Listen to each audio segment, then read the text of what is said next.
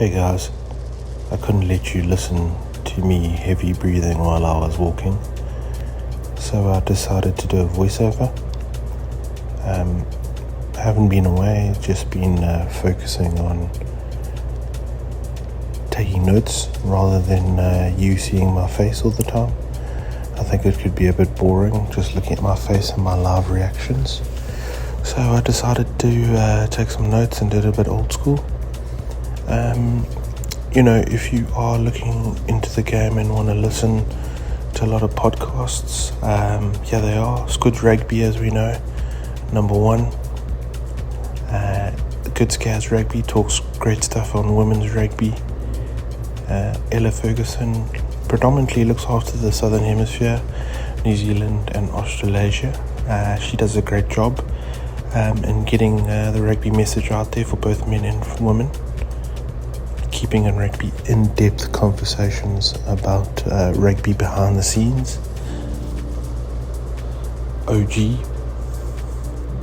kickoffs and kick-ons, Aussie boys talking a good smack, box office, Safagars, and Safagars again behind the rug podcast, entertaining. I recommend you guys get stuck into those if you want to.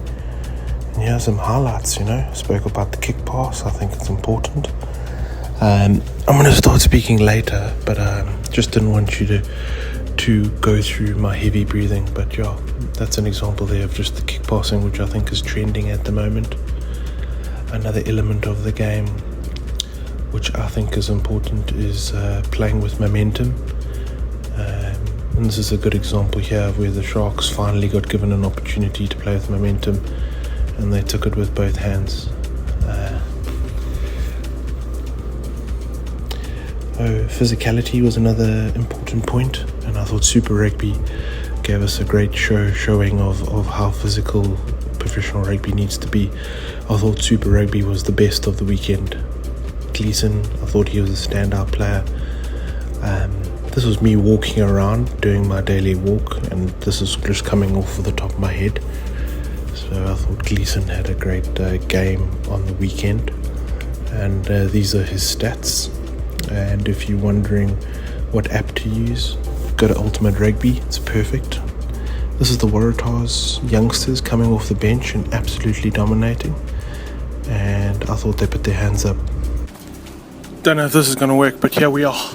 Okay, rugby notes. So, England versus France. I had 27 minutes I started watching, and the stats on Ramos were already 98 meters made, 10 carries, 10 passes. I mean, when that guy's got ball in hand and he's attacking, he's super good. England didn't have possession of the ball, neither did they have territory. I remember this game where the contestable kicks, and I'll come back to that Suali contest. That's effective contesting of the ball. But when you don't have anyone contesting effectively, you're not going to win the ball there. Therefore, it's pointless playing that kind of territorial game. Rather play the big game, distance. And it's kicking tennis a lot of the time, but you might as well do that. Barry and Pinot, the two of them together on the wing, just outstanding for France. The kick passing, once again, that was an outstanding example of kick passing. It's a big element in the game. Because the defensive systems are all rushing up, the kick pass is always on. So decision making from a defensive aspect is a give and take in this day and age. The adaptability of the French, I think, in that game, even though they lost, I think was outstanding. I had a question here. Are the French, even though they lost, are they showing their form that they needed in 2023, or are they peaking in the light of 27 coming? It's all about timing. And is it unfortunate that they are doing so well right now? And are we scared that maybe 2027 is still a little too far away for them to be peaking at the moment? It's a question to be answered. Also, Jean-Baptiste Gros, 25-year-old from Toulon, Lucid Prop. I thought he had a good game. Super Rugby, coming straight into it. Sure. What an amazing showcase of Super Rugby. Sever Reese, outstanding. 127 meters made, 5 tackles, 15 carries, 10 defenders beaten. Yeah, a lot of people talk about Southern Hemisphere and its inability to be good in defense. I would say to you, is the skill of the attacking teams just so good that you can't actually get them? It's just pure skill. You look at Cheslin Colby. Any defender coming up against Cheslin Colby, you always think to yourself, oh, you'll never be able to do that. So then I'm saying to you this, is that in Super Rugby, Pacifica, are there just so many Cheslin Colbys who are not necessarily as good as Cheslin Colby, but they have that fundamental skill? Because touch rugby in New Zealand is so big, and it's such a priority, that the fundamentals are being taught at such an early age, and because it's non-contact, everyone is getting involved in it.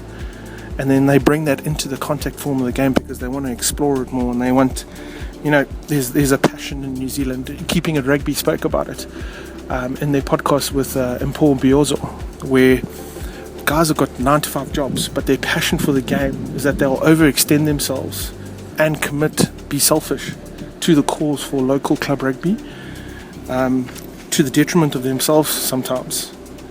But a lot of them have families who are completely engulfed in club rugby too, so it's a total package. Quality of the pass from a lot of the scrum halves in Super Rugby is real good. Balls in front, it's travelling at a 45-degree angle. I got brought up learning how to pass effectively, and a lot of people laughed at me and they thought it was a joke, but my passing was never in doubt when someone else was receiving it, because I gave my teammate the ability to move on a lot quicker than any other person that was passing to them. And I think that's what you see in Super Rugby from a lot of the nines. Quality of the passing and also the angle of the pass is so effective that it just works, and it makes the game a lot quicker. Carl Preston, great game, came off of the bench because of an injury, but 82 passes. So if any scrum halves are asking questions on, or any player asking questions on, how many passes should I be making, per day, I'll say to you, well, based on the stats, if a scrum half's making 82 passes, you need to be doing 100 passes a day. Be prepared for that. You might not pass that often, but you might be called into that position of where you need to be a scrum half, and you need to have that skill in you. So that was a Crusaders Hurricanes game where we beat 33-25. Next one was Bulls and Sharks, and I spoke about momentum rugby. I think it's important when you've got officiating that, in my opinion, slows down the game. And it is my opinion. Everything is my opinion here that I talk about. Basically, coming back to that, was a lot stop-start. I don't think it was fair on the game. In the second half, it was so slow from the kick, from the whistle, into the 60th minute.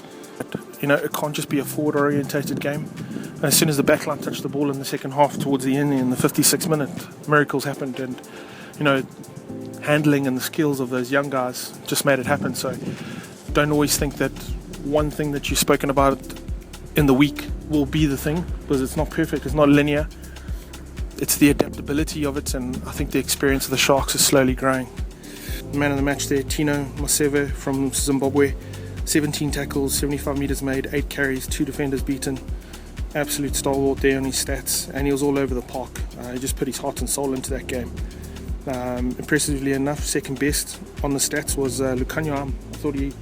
I thought in the moments that I did watch, I thought he did step up. 10 tackles, 68 meters made, 10 carries, and 3 defenders beaten. So Sharks coming out there 29-19. So yeah, those were my notes. I hope this was a little bit different. I haven't been quiet. I've just been trying to do it differently, and let me know if this worked. Cheers.